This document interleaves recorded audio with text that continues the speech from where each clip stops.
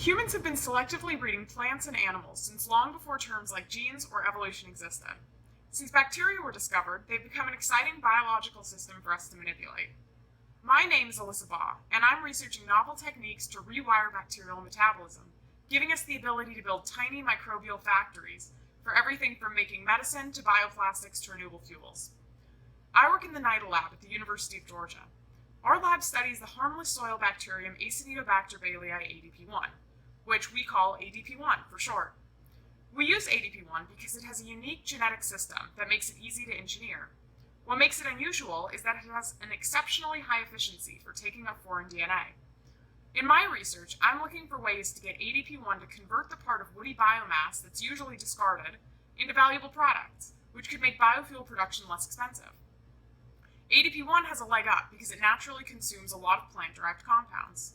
One compound it doesn't consume is called syringol. In fact, we don't know how any bacteria degrade syringol. My main goal is to enable ADP1 to metabolize syringol, which would have two really cool implications. First, the biological degradation of syringol would be a huge step forward for renewable energy production. When it comes to making biofuels from woody material, every penny counts, and syringol is a big component of this massively underutilized resource. Second, success in building this pathway could be applied more broadly in microbially manufacturing all kinds of useful products.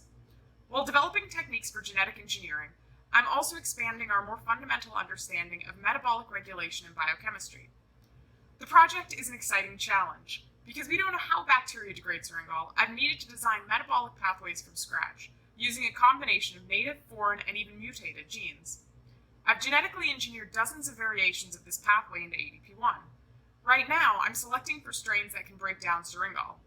I plan to perform evolution experiments to deliver an economically valuable strain for woody biomass degradation, and to get a fundamental molecular understanding of the process. While building large modular pathways in ADP1, I'm also working to expand our genetic engineering toolkit. For example, our lab recently developed a method to increase the number of copies of a region of ADP1's chromosome. I demonstrated that we could do this with two chromosomal regions at the same time, making complex multi-unit pathways easier to engineer moving forward. I'm also developing internal biosensors to create a high-throughput way to screen engineered strains. Through internships and work with teams at Oak Ridge National Lab, Los Alamos National Lab, and the National Renewable Energy Lab, I felt supremely grateful to be part of the national effort led by the Department of Energy to address pressing environmental needs.